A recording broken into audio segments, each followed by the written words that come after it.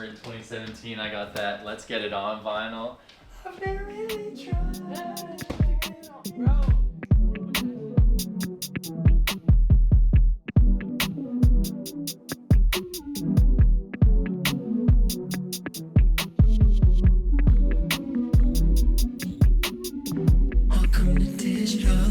You know, you have a very good fashion sense, you've got beautiful tattoos, clearly your room is gorgeous. Like, this sort of appreciation for art, this aesthetic mentality, was this always here or did it develop over time? I would say it developed over time. I moved to LA in October of 2020. I graduated school in May of 2020, like right as the pandemic was starting. And I knew when I was leaving home that I wanted to be somewhere creative, to like allow my creative pursuits to flourish. And LA just ended up being that spot. And I think like absorbing the street art scene here, like every storefront that like does well or like has kind of a shtick to it or like its own creative edge to it has some cool sort of side of their design. Whether it's like they have a corner on a street and like their whole corner wall is a mural, something like that. Like, I think I was just inspired by that, which got me into the art world and kind of developed my taste for art more. Yeah. I think it also comes back to my mom raising me as someone who like was open and accepting of all kinds of people and things. And I grew up in a small beach town where everyone was kind of the same, like they had very similar upbringings. And while that was a great experience, like I loved my childhood, I think once I graduated high school, I knew that I wanted to expand upon that, meet people from diverse backgrounds, and just explore as much as I could. Like I loved going into Boston as a kid and seeing all the different parts of the city. Like that was such a pivotal point in my childhood. And then when I got to college, I went abroad and studied in Nice, southern France for a bit. And yeah, I think I've just always had this curiosity and adventurousness with the way I consume things. Like even, especially with music, like I would go to the library and burn every CD that looked interesting cover-wise or that by artists that I knew. Yeah. And then that helped me expand my reach on music and understanding of that all. And while I do have like my two, like rap and R&B are my main genres for sure, I have definitely explored like every pocket of those to culminate into the music that I make and what I do.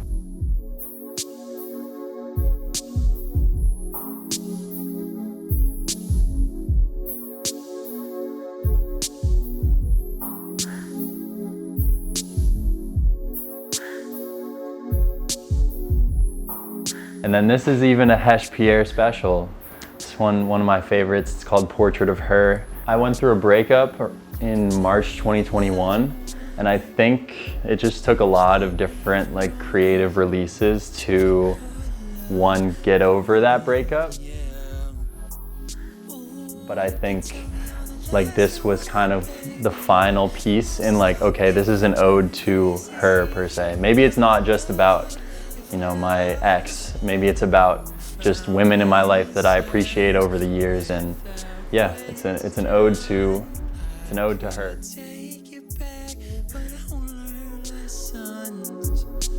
Led by example, ample generosity. She gave it all to me, reciprocating, and it's back to the streets. Never know if there will be another you. Aviary tendencies, fly the coop unless it's meant for me. When I listened to Digital for the first time, I noticed a lot of breathiness in your voice, right? Where it's like you're not shouting lyrics, you're singing. Mm-hmm. There's a melodic aspect to it, and what I'm really interested is when it comes to your musical background, your sort of musical education, how did you develop this voice of yours? I was 3 years old, and my mom had this soundtrack to a movie called Payback, and there's a song called Ain't That a Kick in the Head by Dean Martin, and that's one of my first memories of me like singing along to something. And she would always sing in the car, like she's a very passionate singer, like.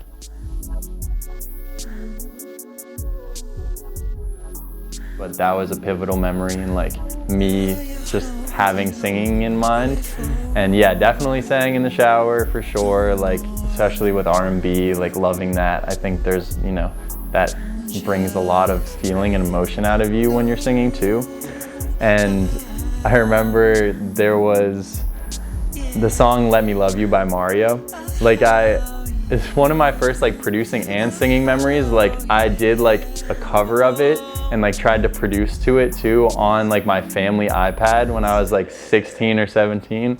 And like my family like clowned me for it somewhat. Not too bad, I won't give them that much shade, but I remember I was just like, damn, like, am I bad at this? Like maybe I shouldn't do it. Like I felt a little bit of shame about it, and I think that repressed that for a while. But one of my best friends from college was a vocal performance major. And so as I was producing more and then started to want to sing once I moved out here and was like, just listening to so much music, doing a lot of driving around, like started harmonizing with things, I tapped him to help me develop like that higher range of my voice. So I spent like all of 2022 taking lessons with him, just like virtually over Zoom.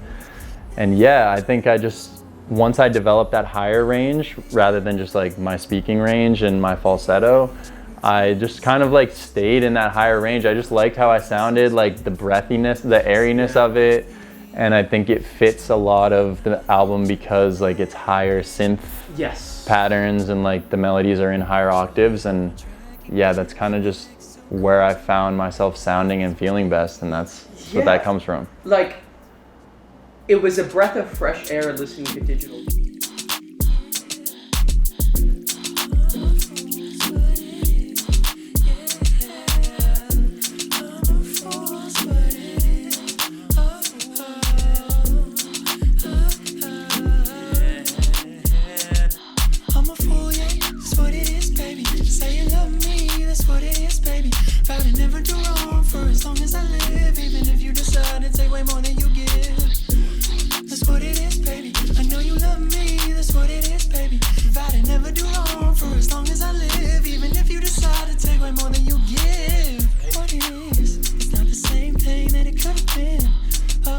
I think the main thing about insecurity in music is like performance. I think that's like one of the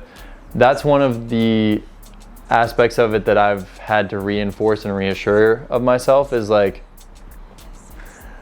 the nerves before performing, you know?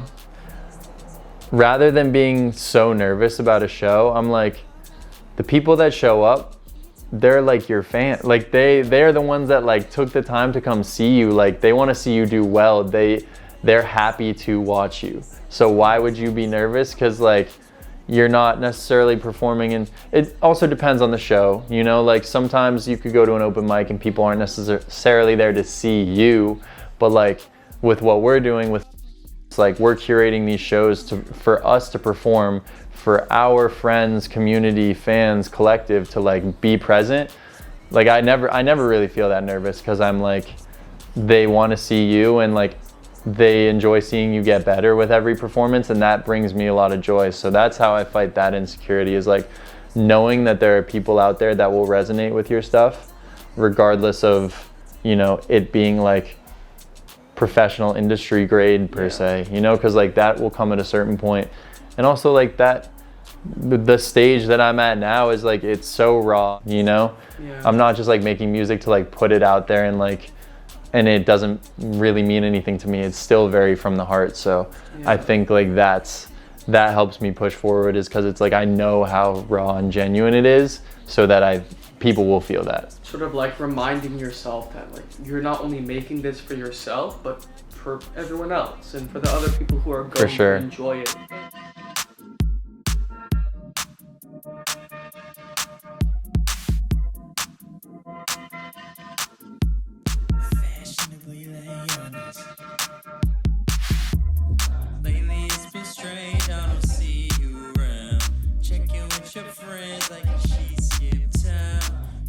So what would you say to maybe not only a musician, but an artist or any sort of creative who they're in their room and they have the desire to make something, but they're struggling, they're finding some blockage, and it's probably an internal blockage.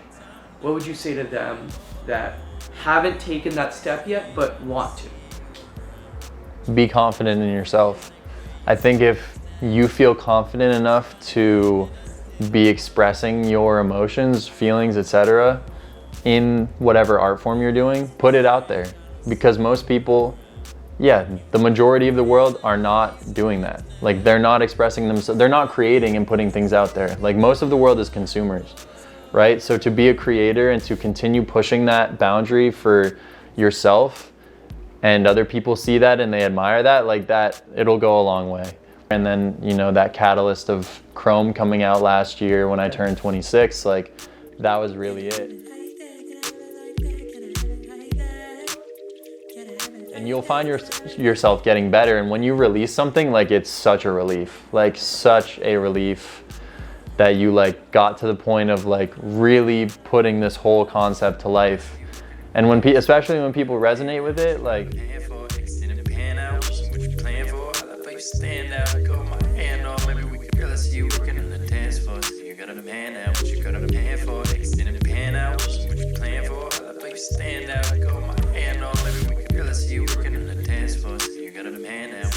be confident in yourself. 1, 2. Sometimes a little bit of psilocybin will help kill that ego, and also be in tune with your artistry. Like, not to necessarily promote that, but like in safe doses, like I think they can really unlock some beautiful things. But confidence is key. Hell yeah, dude. Thanks so much, Pierre. I appreciate it. Of course, brother, Armaan.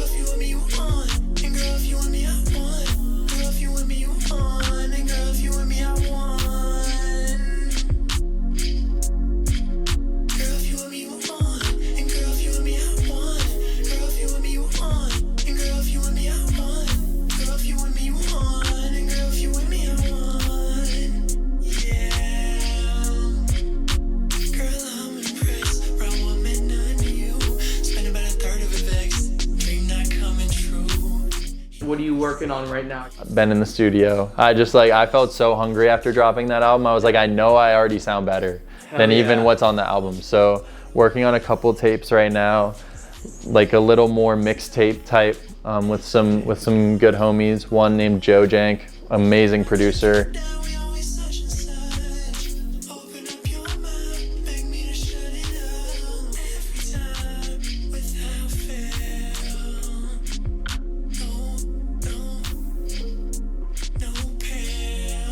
Where can we keep up with your shit, man? How do we follow you? Everywhere. So Instagram, Pierre. Twitter, Pierre. Twitter is a little more raw and goofy, but like, yeah, if you want to find me there. TikTok, also Pierre. Got to drop a little more on there as well. Have some stuff coming up. But IG is the main one, just to like see the world come to life. Spotify, Apple Music, Tidal, wherever you listen to music, you can find me as Pierre. So pretty simple. YouTube too. The Heaven video is out now with the homie Faith Spawn.